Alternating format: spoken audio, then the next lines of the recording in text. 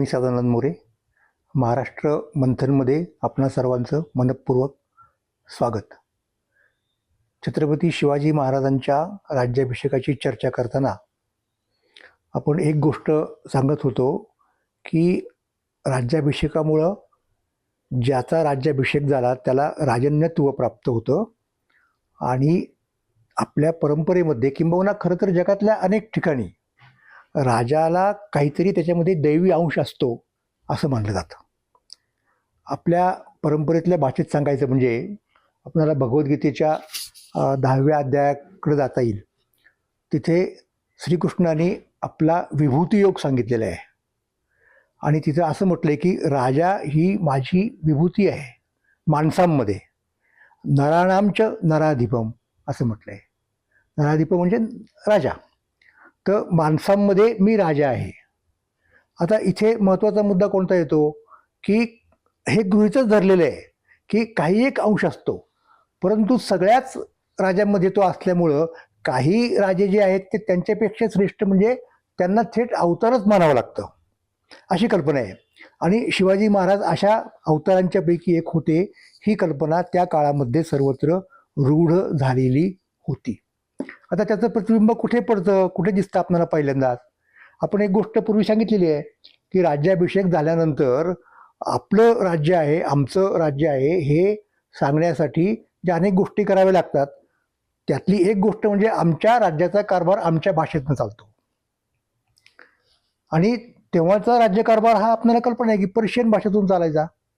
मग राज्यकारभार करताना जे जे म्हणून पर्शियन शब्द येतात त्या पर्शियन शब्दांच्या ऐवजी मराठी भाषेतले शब्द की जे बरेचसे संस्कृतोद्भव असणार वापरले पाहिजेत असं शिवाजी महाराजांना वाटलं आणि त्यानुसार त्यांनी राज्य व्यवहार कोश निर्माण करण्याची आज्ञा ही रघुनाथपंत हनुमंते यांना दिली. हे आपण पाहिलेलं आहे. पण रघुनाथपंतांनी काय केलं, त्यांच्याकडे खूप कार्याची काय म्हणतात त्याला खूप गर्दी असल्यामुळे, व्यस्त असल्यामुळे त्यांनी त्यासाठी चिंचवड मधले धोंडीराज व्यास यांची मदत घेतली आणि त्यांना सांगितलं हे काम तुम्ही करा. आणि त्याप्रमाणे व्यासांनी ती संहिता पूर्णपणे तयार केली. आता ही संहिता जी आहे ना धोंडीराज व्यासांची, ती पहिल्यांदा जर कोणी गुजरातात आणली असेल, छापली असेल तर काना साने यांनी आपटे दिवेकर यांनी सिद्ध केलेल्या शिवचरित्र प्रदीप या ग्रंथामध्ये प्रसिद्ध केलेली आहे. तर मी तुम्हाला त्या ग्रंथात काय म्हटलेलं आहे हे तुम्हाला मी अनुवाद करून सांगतो. म्हणजे अवतार कल्पनेकडे जी अवतार कल्पना पहिल्यांदा छत्रपती संभाजी महाराजांनी सांगितलेली आहे. तर तिथे संभाजीराजांनी जगतहा पती अंशतः असं म्हटलेलं आहे. जगतपती म्हणजे जगतपती हा नेमका कोण, कोणाचा अवतार महाराज, अशा प्रकारचा प्रश्न उपस्थित होतो ना. तर या कल्पनेचा विस्तार हा धोंडीराज व्यासांनी पौराणिक पद्धतीने केलेला आहे. त्याचा तो हा अनुवाद आहे आणि जो त्या राज्यव्यवहार कोशामध्ये आलेला आहे. काय म्हणतात ते बघा, अनुवादात सांगतो मी की यवनरूपी दैत्यांच्या जुलुमाने संतप्त झालेली पृथ्वी ब्रह्मदेवाकडे गेली. ही आपली पौराणिक धाटणी आहे. कुठल्याही अवताराच्या वेळेला अशाच पद्धतीने सांगितलं जातं. आणि या दैत्यांच्या भयातून मला सोडव अशी तिने प्रार्थना केली. ब्रह्मदेव विष्णूकडे गेले आणि पृथ्वी सहनशील असली तरी तिला यवनांचा दुर्नय असह्य झाला आहे वगैरे वृत्तांत सांगते झाले. तो ऐकल्यावर या महत्वाच्या कामी आम्ही कैलासावर जाऊन शंकराची योजना करतो असे विष्णूंनी अभिवचन दिले. नंतर शंकरांनी सर्व वृत्तांत ऐकून कृष्णा, पूर्वी पृथ्वीची मुक्तता करण्यासाठी रावणादिकांचा संहार तूच केलास, त्याप्रमाणे आता देखील मनुष्यरूप धारण करून तूच यवनांचा संहार कर. माझे नाव धारण करून व भवानीचे साह्य घेऊन तू या दैत्यांना सहज मारू शकशील. सूर्यवंशात भोसले कुलात शाहवर्मा राजा व त्याची जिजू नामक पत्नी आहे, त्यांच्या पोटी तू जन्म घेऊन वर्णधर्माची स्थापना कर. धर्मग्लानी झाली असता मी अवतार घेतो अशी जी प्रतिज्ञा तू अर्जुनाजवळ केली होतीस, म्हणजे भगवद्गीतेचा संदर्भ आहे यदा यदा धर्मस्ते त्याचा, ती आता खरी करून दाखव. याप्रमाणे विष्णूंनी शिवाजी महाराजांच्या रूपाने अवतार घेतला. म्हणजे आता कसं आलेलं आहे बघा की त्या काळामध्ये दोन दैवत ही मुख्य मानली जात होती, एक विष्णू आणि शिव. तर छत्रपतींना कोणाचा अवतार मानायचा हा प्रश्न त्या काळच्या लोकांना पडलेला आहे. आणि त्याच्यातनं ह्या धोंडीराज व्यासाने अशी वाट काढली की विष्णू शिवाकडे गेला आणि शिवाला विनंती केली की तू अवतार घे, तर शिवानी सांगितलं की नाही, विष्णूला सांगितलं की तूच अवतार घे आणि माझं नाव धारण कर, कारण तू प्रतिज्ञा केली आहेस पूर्वी. आणि हा जो मुद्दा आहे ना, त्याचं कारण असं आहे की सामान्यपणे राजा हा विष्णूचा अवतार मानला जातो, हे नक्की आहे. म्हणजे महाभारतात सुद्धा महती देवता नररूपेण स्थिता असं म्हटलेलं आहे. पण सामान्यपणे तो कोणता देव, महान देव म्हणजे कोण, तर विष्णू. आणि याचं तुम्हाला आणखीन एक प्रमाण मी देतो. शिवकाळाच्या आसपासच एक मेस्तक तयार केलं. मेस्तक म्हणजे राज्यकारभाराशी संबंधित असलेली पत्र लिहिण्यासाठी केलेलं एक मॅन्युअल. तर त्या मॅन्युअलमध्ये असं म्हटलेलं आहे, ते राजवाड्यांनी छापलेलं आहे त्यांच्या एका खंडामध्ये, की राजा जाणावा विष्णू प्रतिमा, पाळन धर्म त्याचा महिमा, त्याने जिंकोनी क्रोध कामा, नीतिधर्मा बजावे. म्हणजे राजनीती. लक्ष कोटी स्वार्थ टाकीजे, परंतु राजनीती परिपाळीजे, कीर्ती लोकी उरविजे, जन कीजे परलोक. आणि मग पुढे म्हणतायत की अरे बाबा, ही जर जबाबदारी राजाने नाही निभावली तर प्रजासी पावता दुःख, कीर्दी कैची तेथ देख, गुदस्त असत साधना अनेक पापे घडती, प्रजा सुखरूप राहे ते कीर्तीस उणे काय, कीर्दी वाढता द्रव्य नये हे तो न घडे, इत्यादी इत्यादी. म्हणजे राजा विष्णूचा अवतार. पण इथे मग विष्णू शिवाकडे जातो, प्रार्थना करतो की तुम्ही अवतार घ्या, पण शिव सांगतात की नाही, विष्णूला तुम्हीच अवतार घ्या. आणि मग त्याप्रमाणे तो विष्णूचा अवतार आहे अशा अशा पद्धतीनं सांगितलं जातं. आता बाकीचे काही लोक आहेत की ते शिवाच्या ऐवजी त्याला, विष्णूच्या ऐवजी त्याला शिवाचा अवतार मानतात प्रत्यक्ष. आणि मग आपण काय म्हणूयात की हा त्या त्या काळातल्या लोकांच्या धारणांचा मुद्दा आहे. आणि मग उदाहरणार्थ तंजावर मधल्या भोसले वंशावळीमध्ये, म्हणजे ते एका शिलालेखावरती कोरलेली आहे बृहदीश्वराच्या, तर तिथे तो शिवाचा अवतार म्हटलेला आहे. मुद्दा एवढाच आहे माझा, माहिती आहे का, की शिवाजी महाराज हे कुठेतरी विभूतिमत्व आहेत, अलौकिक आहेत, त्यांच्यामध्ये ईश्वरी अंश आहे, ही कल्पना त्यांच्या काळापासून रूढ झालेली होती. त्याचं स्पष्टीकरण राजाराम शास्त्री भागवत करतात. राजाराम शास्त्री भागवतांनी खरं तर पहिल्यांदा शिवचरित्र दिलेले आहे. ते काय म्हणतात बघा, की त्यांनी शिवछत्रपती या ग्रंथात शिवाजी महाराजांची तुलना कैसर, सिकंदर, नेपोलियन या युरोपियन सत्ताधाऱ्यांशी केली आणि म्हणाले की त्यांनी मरेपर्यंत आपले आयुष्य, म्हणजे शिवाजी महाराजांनी, केवळ दरोबस्त अविंदांच्या दुस्सह जुलमातून मुक्त करण्यास खर्चिले, तेव्हा महाराष्ट्र मंडळातील आबालवृद्ध लोक शिवाजीस परमपुरुषाचा अवतार मानतात, यात नवल नाही, असा निर्वाळा राजाराम शास्त्री भागवतांनी दिलेला आहे. आता हे कोणीतरी अलौकिक लोक आहेत, त्यांच्यामध्ये एक विभूतिमत्व आहे, असं ते कार्लाईल वगैरे युरोपियन लोक सुद्धा सांगतात.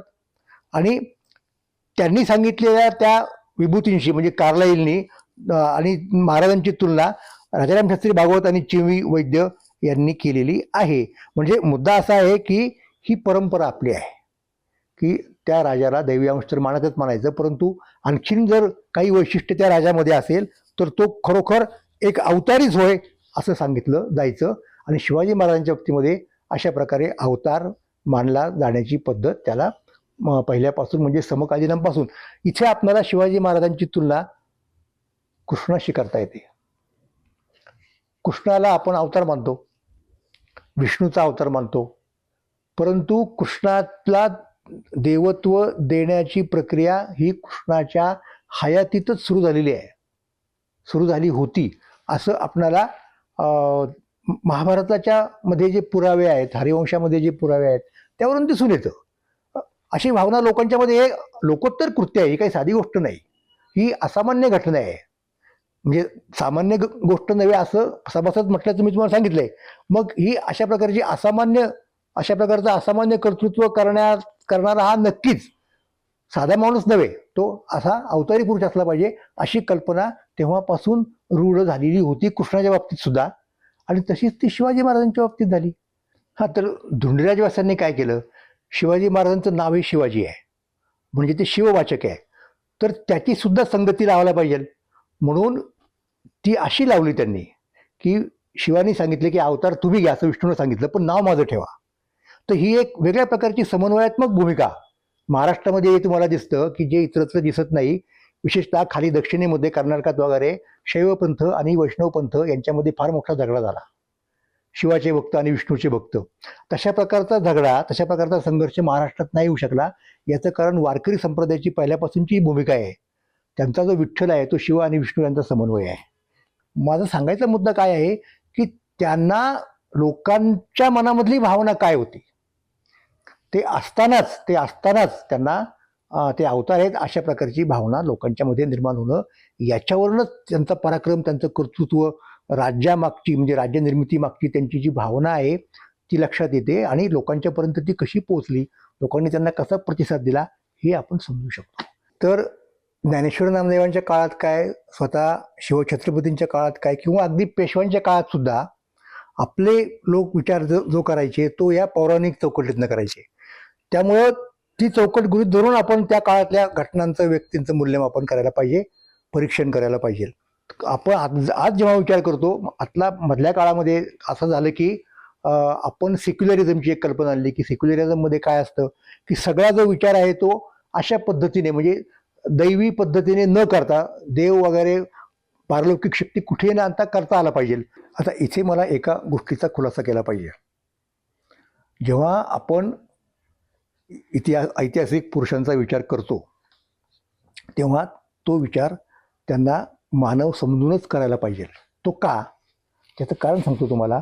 त्यांना जर आपण देव मानलं, गडीभर गृहीत धरलं की आपण जे देव आहेत त्यांचा अवतार आहे, मग कृष्ण असेल किंवा शिवाजी महाराज असतील, तर काय होतं माहिती आहे का की मग माणसांच्यावरची जबाबदारी काही राहत नाही. जेव्हा ती माणसं आहेत असं आपण म्हणतो तेव्हा त्यांनी जे केलं ते आपल्याला सुद्धा माणूस म्हणून करता आलं पाहिजे. म्हणून आपण त्यांना आपल्या पुढे रोल मॉडेल म्हणून ठेवतो आणि त्यांचं अनुकरण करण्याचा प्रयत्न करतो. हे का शक्य होतं, जर आपण त्यांना मानव मानलं तर. पण त्यांना देव मानलं तर ते शक्य होत नाही. म्हणून अगदी श्रद्धाळू लोकांच्या म्हणण्याप्रमाणे ते जरी देव असले आणि खरोखरच समजा असले तरी सुद्धा आपण जेव्हा त्यांच्या चरित्राचा विचार करतो तेव्हा त्यांना मानव समजूनच करायला पाहिजे. आणि मी सांगू इच्छितो या ठिकाणी की मी स्वतः श्रीकृष्णाला देव न मानता फक्त मनुष्य जर मानला तर त्याच्या चरित्राची संगती कशी लावता येईल या संबंधी संशोधन करून ग्रंथ लिहिलेला आहे. कृष्ण दी मॅन अँड हिज मिशन असा ग्रंथ लिहिला. इथे दी मॅन या शब्दावरती बघा, लक्ष द्या की कृष्ण एक मनुष्यच आहे शेवटी, परंतु विशेष मनुष्य आहे म्हणून त्याला आपण दी शब्द लावला. म्हणजे काय झालं की आपल्याला आपल्या पुढे कृष्णाचा आदर्श ठेवता येईल. माणूस माणसाचं अनुकरण करू शकतो, माणूस देवाचं अनुकरण नाही करू शकत. एकदा त्याला आपण देवत्व दिलं की त्याचं अनुकरण करण्याचा प्रश्नच मिटतो. तीच गोष्ट शिवाजी महाराजांच्या बाबतीत. तर म्हणून कृष्ण दी मॅन अँड हिज मिशन, आणि त्याची मराठी आवृत्ती सुद्धा मनोविकास प्रकाशनानं काढलेली आहे आणि तिचं नाव या समहा. कृष्णाचं वर्णन कसं केलंय कवी मोरोपंतांनी, या समहा याच्यासारखा हाच, झाले बहु होतील बहु परी या समहा. पण तिथे या समहा कोण, तर मनुष्य. आता एकीकडे पारंपरिक अवतार कल्पनेला अनुसरून परमानंद असेल किंवा धुंडीराज व्यास असेल किंवा स्वतः संभाजी महाराज असतील, हे सगळे लोक शिवाजी महाराजांना अवतार समजून त्यांना देवत्व देत होते. सामान्य माणसांच्या मनात तर तशीच प्रतिमा होती. पण त्याच वेळेला मग छत्रपती शिवाजी महाराजांच्या राज्याभिषेकाच्या वेळेला त्यांच्या क्षत्रियत्वाबद्दल शंका घेतली गेली. या गोष्टीची संगती कशी लावायची याही प्रश्नाची चर्चा आपल्याला करायला लागेल.